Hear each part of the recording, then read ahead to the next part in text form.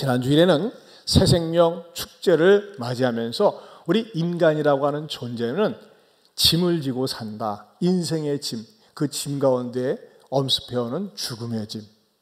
어떻게 살지, 뭐 먹고 살지 하는 그 민생고의 짐, 또는 연약함의 짐, 그리고 인간관계 속에서 오는 인간관계의 짐 속에 우리는 산다.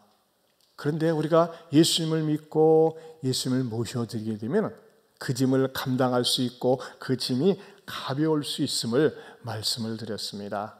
자, 그런데 오늘 이어서 지난주일에 120명이 결신을 했어요. 이분들이 말이죠, 하나님 앞에 계속 나와야 되는데 기독교에 대해서 잘 몰라요. 또 이미 알고 있는 분도 더 확신을 가져야 되거든요. 오늘 읽을 때도 이렇게 처음 있는 분들이 몇 분 오셨어요. 또 이런 분들이 믿음의 성장을 위해서, 또 우리는 계속 믿음이 자라기 위해서 지난주 이어서 오늘 본문을 가지고 제가 말씀을 준비했습니다. 우리 예수님은 수고하고 무거운 짐진 자들아 다 내게로 오라, 내가 너희를 쉬게 하리라 하면서 말이죠, 오늘 29절 말씀에는 좀 약간 상반된 듯한 말씀을 우리들에게 주십니다. 그것은 뭐냐? 멍에를 메고 내게 배우라는 거예요. 멍에. 여러분, 멍에라는 거 아세요? 요즘은 멍에를 거의 구경 못합니다. 농경사회에 있어서는 말이죠, 논과 밭을 갈 때 그냥 소하고 말을 끌고 다니면서 또는 마차를 끌고 다니면서 멍에를 메우지 않습니까? 그런데 그 멍에 없이 만약에 소나 말에게 이게 논이나 밭을 갈게 해보세요. 가만히 있겠어요? 가만히 있지 않습니다. 멍에가 좀 불편합니다. 힘이 듭니다. 그러나 멍에를 메고 논과 밭을 갈 때 논과 밭이 잘 가지런하게 질서 있게 그 밭이 잘 갈아지고, 또 어때요? 그 소나 말이나 주인에게도, 농부에게도 피차 행복을 가져다 줍니다. 하지만 멍에가 없이 갈게 할 때 말을 듣지 않습니다. 날뛰게 됩니다. 그러면서 매만 직살나게 맞는 거죠. 그런데 이 소와 말에게 멍에를 맬 때 그 짐승 자신도 행복할 뿐만 아니라 그 농부에게도 밭에게도 모두에게 행복을 가져다 준다고 하는 것입니다. 여러분, 기독교도 마찬가지. 우리 주님께서는 뭐라고 말씀하세요? 나의 멍에를 메고 내게 배우라 그랬어요. 자, 그렇다면 오늘 본문 말씀을 통해서 무엇을 배워야 되느냐? 첫째는 따라서 예수님으로부터 배워야 합니다. 여러분, 행복한 신앙생활을 하기 위해서는 오늘 설계 제목이 뭡니까? 행복한 신앙생활은 무엇인가? 행복한 신앙생활은, 여러분, 행복한 신앙생활은요, 예수님으로부터 배워야 합니다. 예수님. 우리 기독교적인 관점에서는 사람을 볼 때 두 부류의 사람으로 얘기합니다. 하나는 자연인, 하나는 신앙인. 육에 속한 사람, 영에 속한 사람, 육신적인 사람, 영적인 사람, 그렇게 우리는 구분을 합니다. 하지만 여러분, 자연인은 어떻습니까? 자연인은요, 그냥 그대로 부담 없이 모든 부모가 자녀들을 출생할 때 자연인이라고 합니다. 근데 여러분, 아기가 태어났을 때 아기를 그대로 내버려 둬보세요. 어떻게 될까요? 아기들은요, 우리가 볼 때는 이쁘지만 키우고 자라가는 과정을 보면 얼마나 이기적이고 욕심을 부리고 저밖에 모르는지 몰라요. 아기들이 자라나면서 말이죠, 어머나 내가 이렇게 행동하면 우리 엄마 아빠 할아버지 할머니가 기뻐하실까? 싫어하실 것 같은데, 이런 생각은 전혀 하지를 않습니다. 항상 자기중심이에요. 자기중심. 그러니까 아기들은 말이죠, 악하기도 하고 약하기도 해요. 그렇죠? 악하기도 하고 약하기도 한 부분이 아기들입니다. 이 도대체 말이죠, 이 애기들은 가만히 내버려두면 돌아다니면서 이게 쓰레기인지 오물인지 똥인지 뭔지 모르고 막 집어먹어요. 앞으로 가는 게 아니라 입으로 넣더라고요. 저는 말이죠, 이 삼남매를 어떻게 키웠는지 하도 오래돼가지고 모르는데, 선주를 또 보면서 목사님 또 선주 얘기하네, 또 하겠습니다. 이 선주를 키우면서 이 참 교훈을 많이 얻는 것 같아요. 제가 한 몇 주 전에 이제 선주를 목양실에다 이렇게 데려다 놓고 이제 아내도 이렇게 돌보고 그러는데, 어느 날 제 목양실에서 설교를 준비하는데 제 앞에 와가지고 뭘 맛있게 먹더라고. 그래서 이놈 무자식이 뭘 먹나 하는데 내 느낌이 이상해요. 그래서 입을 억지로 벌리게 한 다음에 손가락을 딱 집어넣었더니 옷핀을 씻고 있어. 아유, 얼마나 등골이 오싹했는지 몰라요. 옷핀을 씻고 있더라니까는. 말이나 됩니까? 말이나 돼요? 근데 저는 씻고 있는 거예요. 아니, 그 옷핀도 큰 것도 아니에요. 요만한 거, 손가락 마디만한 거를 갖다가 저는 잘 못 찾겠는데 찾아다니면서 그걸 또 집어가지고 먹네. 뭐예요? 애기들은요, 이게 들어가면은 위를 상하게 하는지 더러운 건지 해로운 건지 모르고 아무튼 눈에 띄는 대로 입으로만 넣는 거예요. 그렇기 때문에 뭐가 필요합니까? 부모, 엄마, 아빠, 어른들의 통제가 필요하고 교육이 필요하고 제대로 가르치는 것이 필요하다는 것입니다. 저는 이걸 통해서 영적인 교훈을 얻습니다. 여러분, 교회 다니겠다고 예수 믿겠다고 해서 그냥 내버려두면요, 우리 인간의 육적인 그 자연인이 영적인 사람을 꽉 지배하면서 내 멋대로 살게 됩니다. 그럼 제대로 된 신앙생활을 할 수가 없는 거예요. 여러분, 신앙생활을 제대로 해야지만이 행복한 신앙생활이 되는데, 행복한 신앙생활을 하려면 어떻게 돼요? 예수님으로부터 배워야 한다는 것입니다. 따라서 합시다. 예수님으로부터 배워야 합니다. 근데 예수님은요, 우리 눈에 보이는 예수님, 육신의 예수님이 이 자리에 계시지 않아요. 근데 그 예수님께서 배울 수 있는 교과서를 주셨어요. 그게 뭡니까? 성경입니다. 여러분, 제대로 신앙생활하기 위해서는요, 적어도 세종대왕을 아는 분들, 한글을 아는 분들은 어떤 일이 있어도 무슨 일이 있어도 성경을 부지런히 읽어야 돼요. 한번 여러분, 지난 한 주간 나 성경 몇 장 읽었는가 한번 제가 조사를 하기 위해서 손을 들라고 하면 여러분들의 사회적인 지위와 체면이 손상될 것 같으니까는 물어보진 않겠어요. 여러분, 하지만요, 성경을 매일 규칙적으로 읽어야 돼요. 이 말씀이 어떠한 말씀인가? 특별히 이 성경이 우리들에게 주어진 목적은요, 우리들로 하여금 구원을 얻게 할 뿐만 아니라 구원이 자라날 수 있도록 하나님께서 성경을 우리들에게 주셨다고 하는 것입니다. 여러분, 이 성경은요, 그냥 성서가 아니에요. 성경은 우리들의 영혼을 살리고 영혼을 윤택하게 하고 우리들의 경건 생활을 제대로 할 수 있도록 준 나침판과 같다는 것입니다. 이것은요, 세상에서 한 건데요, 그 문화체육관광부가 지난 11월 20일에서 28일 교수 405명을 대상으로 해서 설문조사를 했어요. 당신들이 교수들인데 당신들이 살면서 다시 읽고 싶은 책을 갖다가 한번 첫 번째서부터 10가지 쭉 나열을 해보라 그랬어요. 근데 말이죠, 이 교수들이 뽑은 1위 책이 뭐였는지 아세요? 한번 보세요. 교수들. 이건요, 문화체육관광부가 지정한 겁니다. 1위가 뭐예요? 성경이에요, 성경. 2위가 삼국지, 논어, 토지, 도덕경. 뭐예요? 대학 교수들이 아무리 생각해도, 아무리 살펴봐도 성경을 읽어야 되겠다. 여러분, 성경은요, 이 땅에 글자가, 언어가 나온 이후에 가장 베스트셀러가 되었고 많은 사람들에게 읽혔던 책이에요. 교수들이 인정하니까 읽어야 되겠다. 그게 아니에요.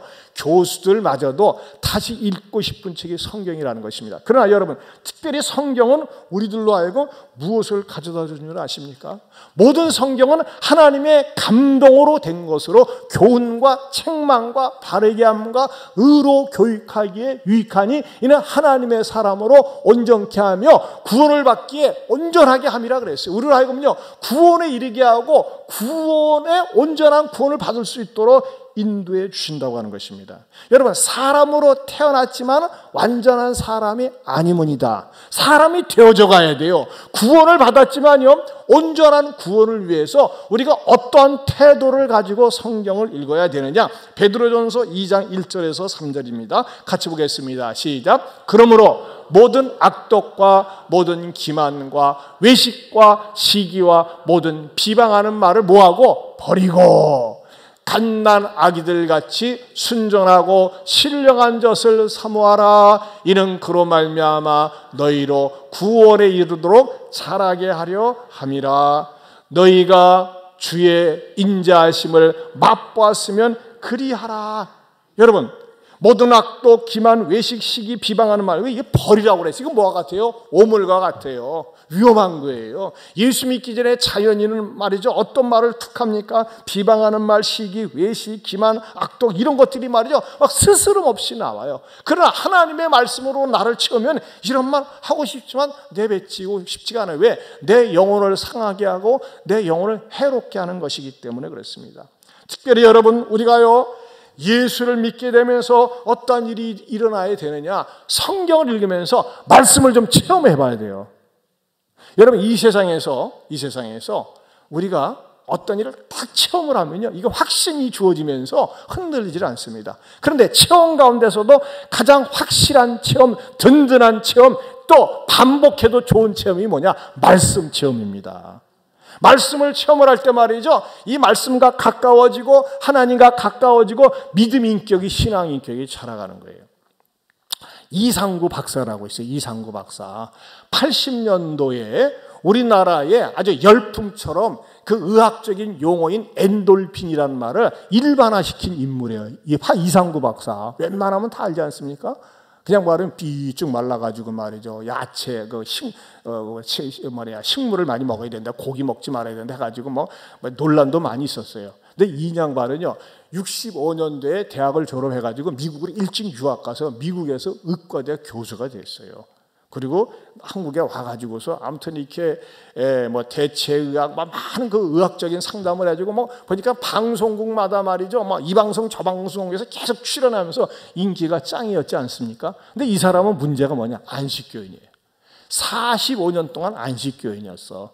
안식교인은 말이죠, 금, 토요일 갖다가 안식일을 지키고 율법, 제대로 지키지 못하는 율법을 강조하는 종교가 바로 안식교인인데, 이 사람이 말이죠, 어느 순간에 내가 45년 동안 믿고 따랐던 이 안식교는 진짜 터무니없는 것이고 잘못된 것이다 라면서 지난 10월 달에 탈퇴 선언을 공식적으로 했어요. 어떤 계기가 있었어요. 어떤 계기가 있었느냐? 이 사람이 지금도 이렇게 그 스타트인가 뉴스타트라는 걸 공동체에서 말기 암 환자들을 데려다 놓고 이제 영양 섭취를 하면서 치료를 하고 그러는데 6종 환자가 자기에게 찾아왔어요. 어떻게 진단을 받았느냐? 이제 앞으로 2개월밖에 못 산다. 6종 암 환자인데. 근데 이 환자도 뭐냐?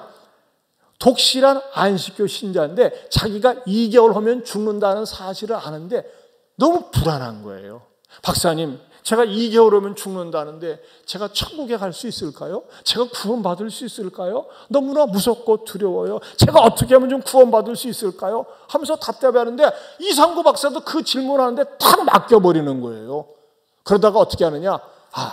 이 구원에 대한 설명을 자세히 풀어주는 성경이 요한복음입니다. 우리 같이 요한복음을 읽으면서 제가 성경 공부를 지도해드리겠습니다. 하면서 말이죠, 이 환자에게 요한복음을 같이 읽으면서 풀어줘 설명해 주면서, 그래도 들은 풍월이 있고 많이 아니까는 일단 요한복음을 중심으로 해서 말씀을 전했어요. 말씀을 전하고 가르쳤는데 요한복음을 공부하면서 놀라운 일이 일어나는데 2개월밖에 못 산다고 하는 이 환자가 세상에 암이 치료가 된 거야.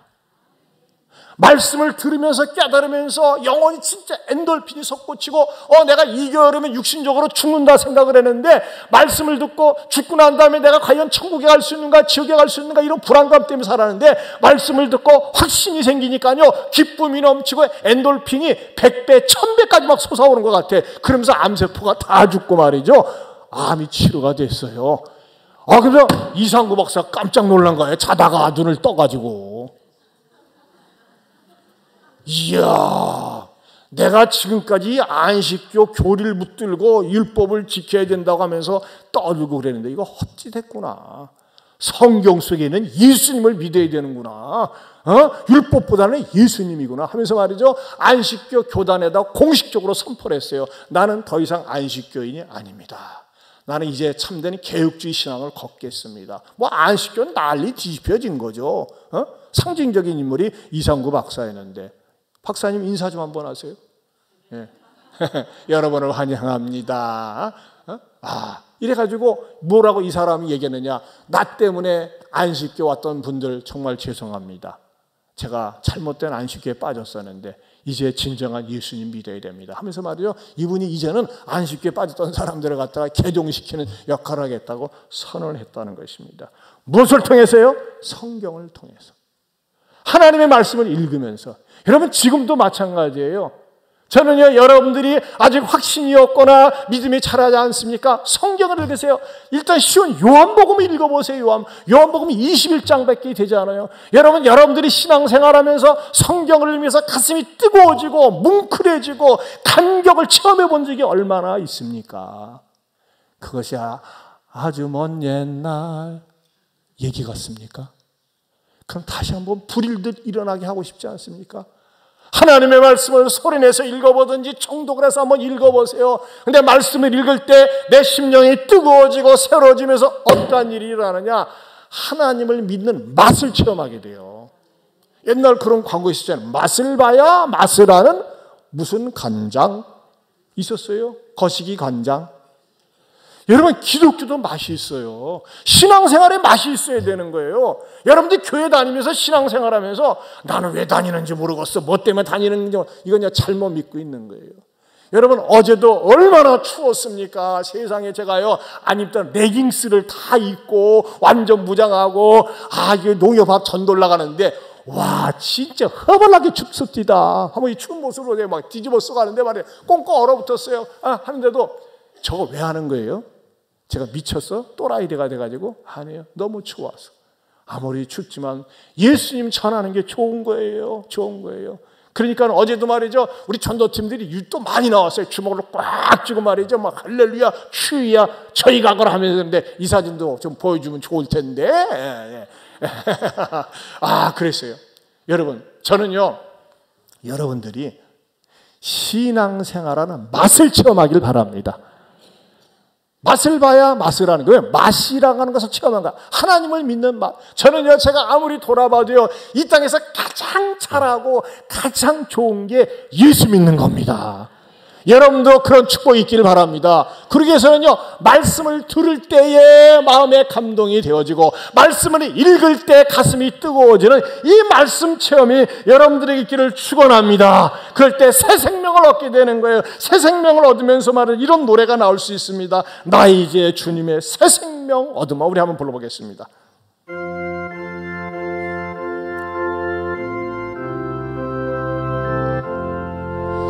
나 이제 주님의 새 생명 얻은 법 옛것은 지나고 새 사람이로다. 그 생명 내 맘에 강같이 흐르고 그 사랑 내게서 해같이 빛난다. 영생을 누리며 주 안에 살리라. 오늘도 내일도 주 함께 살리라. 주 안에 감추니 새 생명 얻으니 이제는 좋던 거 이제는 값없다. 하늘에 은혜와 평화를 맛보니 찬송과 기도로 주 함께 살리라.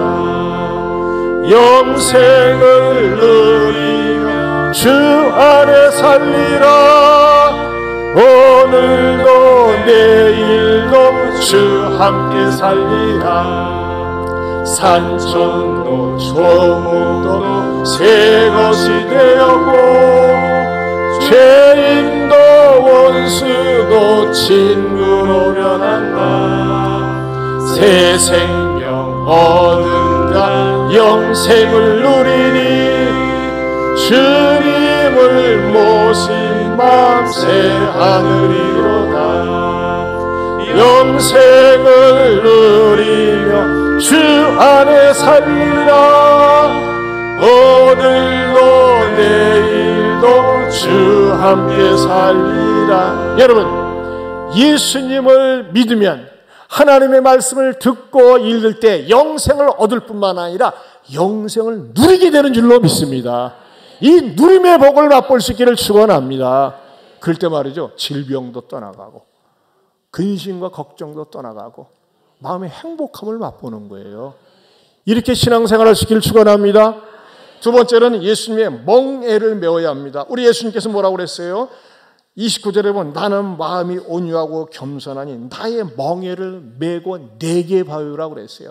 말씀을 통해서 예수님을 배울 뿐만 아니라 예수님이 주신 멍에는 무슨 멍일까요? 온유와 겸손의 멍에입니다. 사실 예수님은요, 이 땅에 내려오실 때 하나님께서 정말 어마무지한 권세를 주셨어요. 하늘과 땅의 모든 권세를 주셨어요. 특별히 예수님께 주신 가장 탁월한 권세가 뭔지 아십니까? 죄 사함의 권세입니다. 여러분, 빈말이나 농담으로라도, 아니 설령 거짓말이라도 부처님이 내가 네 죄를 용서하노라, 공자님이 네 죄가 없어졌느니라, 마음의 시 네 죄가 사해졌나, 이런 말을 들어본 적이 있습니까? 들을 수가 없어요. 왜? 그들도 똑같은 죄인이기 때문에. 그러나 예수님은 하나님의 아들이시면서 하나님이기 때문에 이 세상에 아무리 큰 죄, 무서운 죄를 졌어도 죄를 용서할 수 있는 권세가 예수님께 있다는 것입니다. 그래서 우리 죄를 자백하면 주님은 용서해 주십니다. 죄사함의 권세를 가지고 이 땅에 살면서 모든 사람들에게 죄에 대한 자유함을 주셨어요. 용서의 기쁨을 주셨어요. 그리고 예수님에게 오는 모든 종류의 질병과 환자들을 다 치료해 주셨고, 심지어는 죽음 속에서 헤매는 사람들, 이미 관 속에 들어간 사람들도 우리 주님은 살려주셨습니다. 그런데도 불구하고 이 세상 사람들은, 예수님 당시 있었던 사람들은 자기네들의 욕구가 만족되지 않는다고, 이 세상 임금이 되지 않는다고 그것을 예수님이 거부하니까 예수님을 시기 중상하면서 십자가에 못 박아 죽였습니다. 잔인하게 고문하면서 예수님을 죽였어요. 얼마나 억울한지 몰라요. 이 백성들이 배은망덕하기 짝이 없어요. 그런데 예수님이 십자가에 매달리면서 뭐라고 그랬어요? 하나님, 내가 너무나 억울합니다, 분합니다 그랬습니까? 아니에요. 하나님이여, 저들이 알지 못하고 저러는 것입니다. 저들을 용서해 달라고 우리 주님은 선언하셨어요. 이게 뭡니까? 예수님의 온유의 극치입니다. 겸손의 극치입니다. 여러분, 온유라는 말인 말이죠, 어떤 사람들이 모자라거나 몸을 사리는 그런 비겁한 행동, 소극적인 행동이 아닙니다. 이 온유라는 말은 헬러의 프라우스입니다. 프라우스. 근데 무슨 뜻이냐? 한번 밑에 내용을 읽어볼까요? 시작. 힘이 있고 강하지만 하나님께는 철저하게 복종하는 상태. 힘이 있고 강하지만요, 철저하게 복종하는. 이게 뭐가 같냐면요, 우리가 저 들판에 가면 말이죠, 누구도 감히 달려들어서, 야생마가 있어요. 야생마. 굉장히 건강하고 잘 달려요. 근데 그 야생마는요, 잘못 가까이면 그 앞발에 뒷발에 치여서 죽습니다. 근데 그 야생마를 가지고 훈련하고 기르들이 뭐예요? 최고의 천리마가 되는 거 아니겠습니까? 마찬가지예요. 내 인간의 성품이라고 하는 거칠어요. 야성이 있어요. 말 함부로해요. 성질 막 부려요. 누구도 통제할 수가 없어요. 근데 그 사람의 인격 속에 예수님이 들어가면은 예수님 마음을 품게 되고 겸손과 온유한 마음을 품고 살게 된다는 거예요. 막말을 하지 않습니다. 함부로 말하지 않습니다. 혈기 부리지 않습니다.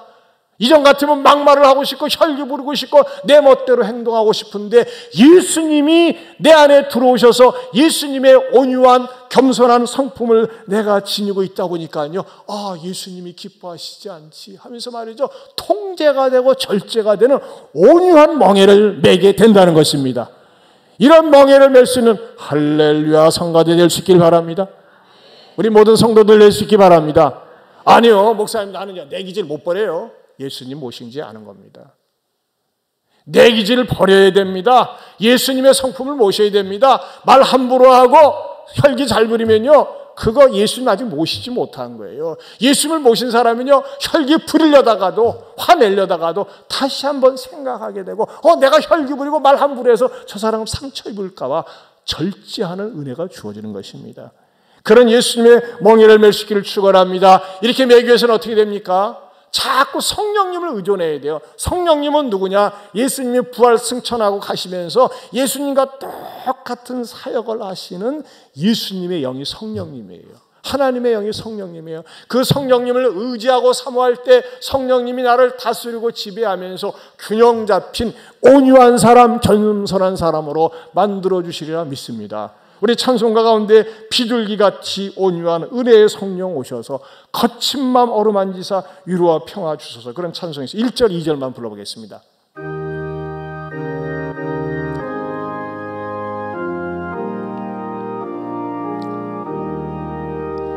비둘기같이 온유한 은혜의 성령 오셔서 거친 마음 어루만지사 위로와 평화 주소. 진리의 빛을 비추사 진리의 빛을 비추사 주의 길 바로 걸으며 주님을 옆에 모시고 경건히 살게 하. 3절 주님과 동행하면서 주님과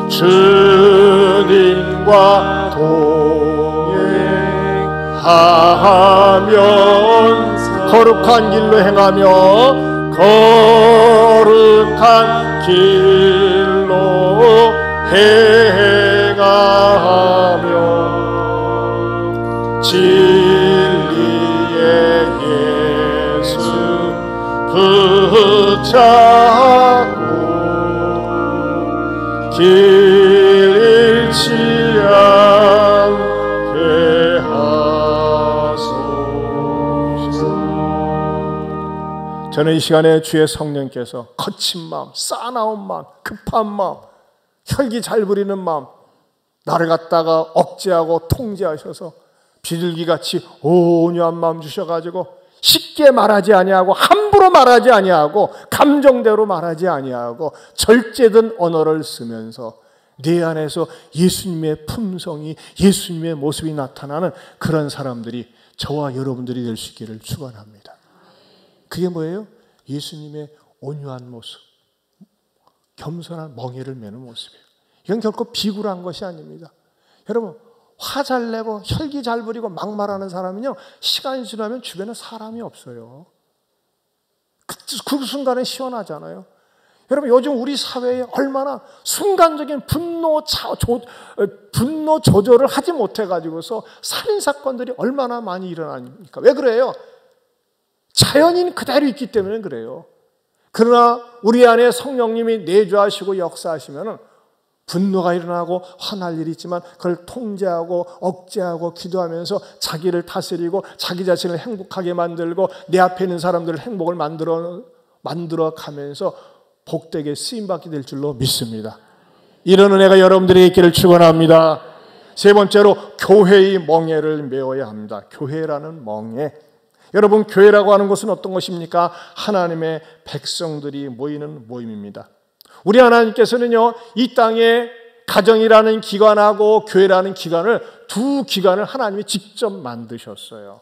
그런데 교회라고 하는 기관은 우리 주님이 피를 흘려서 사신 값진 기관입니다. 그런데 이 신적인 기관인데 우리 하나님이 교회를 얼마나 소중히 여기시는지 몰라요. 왜?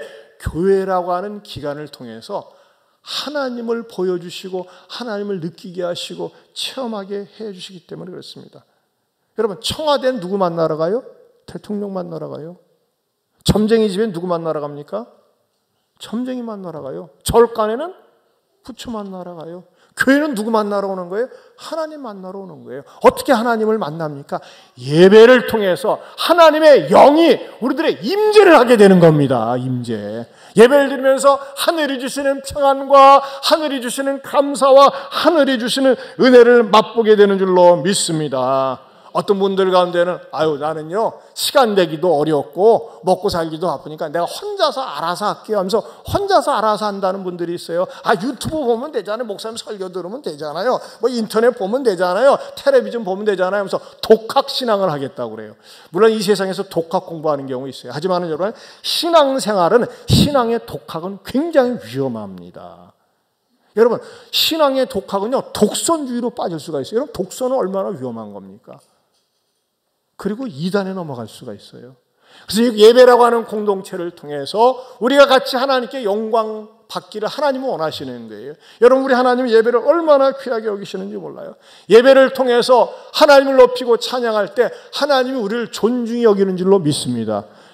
하나님은요 하나님 자신이 존중히 여기면 받기를 원해요. 하나님이 인격적인 분이거든요. 사람 사이 인간관계도 그렇잖아요. 저 사람이 내가 인사하는데 인사도 안 받아. 나를 무시해. 나를 깔봐. 그럼 나도 인사하기 싫어요. 그렇지 않겠어요? 내가 무시를 하는데 뭐가 아쉬워가지고 저한테 내가 인사를 합니까? 여러분 제발 예배 마치고 제가 눈 인사할 때 인사 좀 받으세요. 예? 인사를 받아야 돼요. 그러지만 서로 인사를 할 때 말이죠 오가는 정이 있고 인격적인 교감이 있어요. 하나님도 마찬가지예요. 하나님이 인사를 받는 게 뭐예요? 그게 예배예요. 예배. 그래서 성경에서 뭐라고 말씀하고 있느냐, 사무엘상 2장 30절에 이렇게 말씀하고 있어요. 같이 봅니다. 시작. 나를 존중히 여기는 자를 내가 존중히 여기고 나를 멸시하는 자를 내가 경멸히 여기리라. 예배를 우습게 여기는 사람 하나님 경멸합니다. 예배를 존중히 여기는 사람 하나님이 존중히 여깁니다. 나를 존중히 여기는 자를 내가 존중히 여기고 나를 멸시하는 자를 내가 경멸하리라 그랬어요. 여러분 이왕이면 교회 다니면서 하나님이 쳐다보지도 않고 경멸히 여기는 대상이 아니라 하나님이 존중히 여기는 사람 될 수 있기를 축원합니다. 그런 의미에서 부탁합니다. 지각 좀 하지 마세요. 지각. 왜 학교나 세상 보면 시간 지켜서 가려고 하면서 왜 예배는 자꾸 늦으세요? 그러면 안 돼요. 하나님이 기뻐하지 않으세요. 예배도 일찍 와서 말이죠. 기도하면서 오늘 무슨 순서가 들어있나 무슨 말씀을 전하는가 이거 읽어보면서 준비할 때요. 준비된 마음속에 드리는 예배하고 늘 상습적으로 지각하면서 드리는 예배 그거는요. 은혜 받는 수준이 달라요.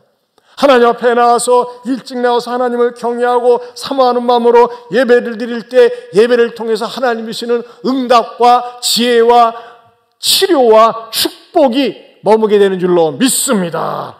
사랑하는 성도 여러분, 저는요 저와 여러분들이 균형 잡힌 신앙생활을 하기 위해서 복된 신앙생활을 하기 위해서 주일날 한 번 가지고는 양이 안 차요. 주일날 딱 한 번 예배들이 지나면요 시간이 지나면서 수요일쯤 되면 다 잊어버려. 그러기 때문에 중간 수요일이 필요한 거예요. 수요 예배도 나오고 더 사모하면 새벽 기도도 나오고 예배를 힘써 드리는 사람 하나님이 절대 망하게 해주지 않으세요. 예배 생활에 성공하면서 신앙생활에 성공할 수 있기를 축원합니다. 여러분 행복한 신앙생활을 하기 위해서는 어떻게 해야 된다고요? 예수님으로부터 배워야 돼요. 말씀을 배우고 더 나가서 온유와 겸손의 멍에를 메고 교회를 사랑할 때 하나님께서 행복한 신앙생활의 주인공이 되게 해주실 줄로 믿습니다. 그 사람이 저와 여러분이 될 수 있기를 축원합니다. 기도합니다. 하나님 감사합니다. 우리 모두가 신앙생활하면서 불행한 신앙생활이 아니라 어정쩡한 신앙생활이 아니라 행복한 신앙생활 하게 하여 주시옵소서. 예수님 이름으로 기도합니다. 아멘.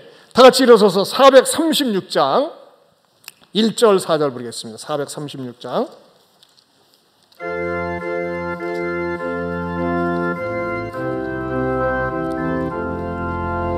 나 이제 주님의 새 생명 얻은 몸 옛것은 지나고 새 사람이로다. 그 생명 내 맘에 강같이 흐르니 그 사랑 내게서 해같이 빛난다. 영생을 누리며 주 안에 살리라. 오늘도 내일도 주 함께 살리라. 4절 주 따라가는 길 험하고 멀어도 찬송을 부르며 뒤따라가리라. 나 주를 모시고 누리고 영원히 살리라.